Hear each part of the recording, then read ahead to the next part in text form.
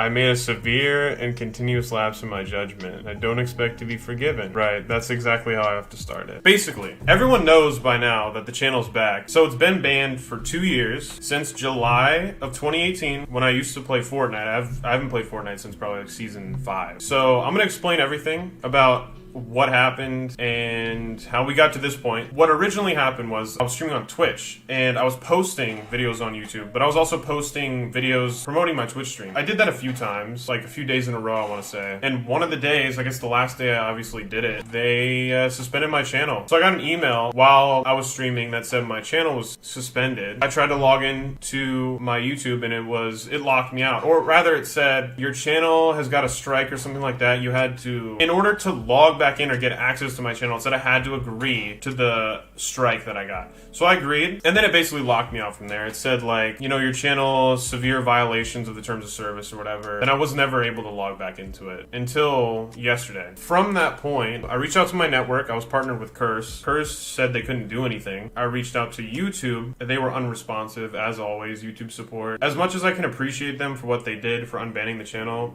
YouTube support is trash. Any of these big website support systems are awful. I have friends with much bigger channels than I have that have connections and they still couldn't do anything for me. It's just ridiculous. So I submitted an appeal through their appeal system and it got rejected. And of course, you know, the rejection email, it's very generic. It just says like, we've decided to keep your channel banned at this or suspended at this moment in time. But the interesting thing is when my channel got suspended originally, I received I think 2 or 3 different emails regarding it. And the first one said basically like, my channel got a strike or something. And then the other one said something similar, but you know, you need to acknowledge this in order to log back in. And it said, you know, don't worry, your strike will expire in 3 months. And I was like, okay, that's where I got the whole 3-month thing from. That's where everyone was hearing about that because of the wording of that. And the 3 months came and went, and obviously nothing happened. I tried reaching out to YouTube again and nothing there. It was like a lost cause basically. Serve and a bunch of other people, shout out to them, they all put in a lot of effort around that time, starting that original Free Riot hashtag and the whole like mini movement. It didn't go anywhere sadly, but it was the start, you know. So jumping forward a little bit, that was 2018. That was like this time 2018, so roughly 2 years ago at this point. So after my channel was gone, I kind of lost motivation to stream and play Fortnite because I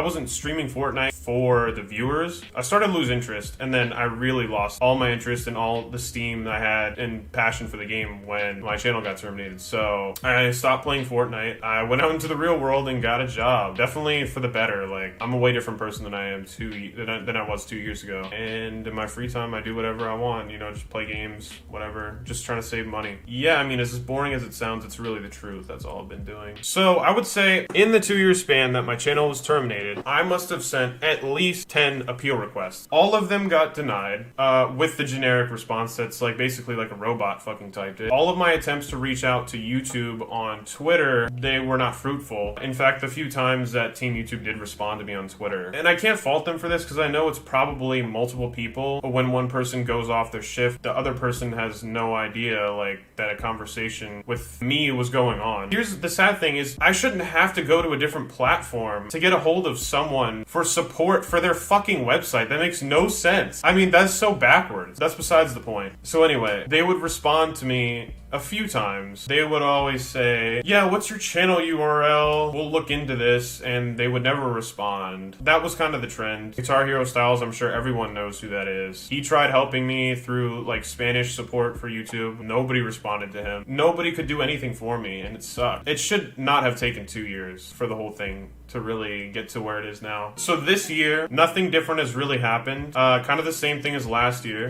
You know, I submitted some more appeals, maybe like 2 this entire year. Last year I submitted must have like 6 or 7. I really thought the channel was never going to come back ever. And then this whole Free Nepesta thing happened. I saw it as an opportunity to get the word out about my channel again because I feel like a lot of people who are newer don't really know what happened or they kind of forgot about it. And now actually I want to give some credit here because Viprin and Gabs and Doggy all tweeted Free Riot, and that kind of started a thing on Twitter, and then I tweeted something myself, and it just blew up. And thank you to everyone who participated in the Free Riot thing on Twitter. whatever. It means a lot. And somehow it got Team YouTube's attention on Twitter. They responded asking once again, what's your channel URL? I responded to them, explained in a little, like 180 characters, I think is what Twitter allows. And honestly, at that point, I really thought this was just gonna go down like every other time. The tweets I made to Team YouTube were on my phone because I was at work. I got home, I checked Twitter, and the first thing I see is that some guy on Twitter had tweeted me saying something like, your account is back. And I totally thought it was, I was taking the bait, like 100%. I don't know. I looked up the channel. I thought I was getting trolled hard. I looked up the channel and it was back. That's like one of the greatest moments in the last few years of my life,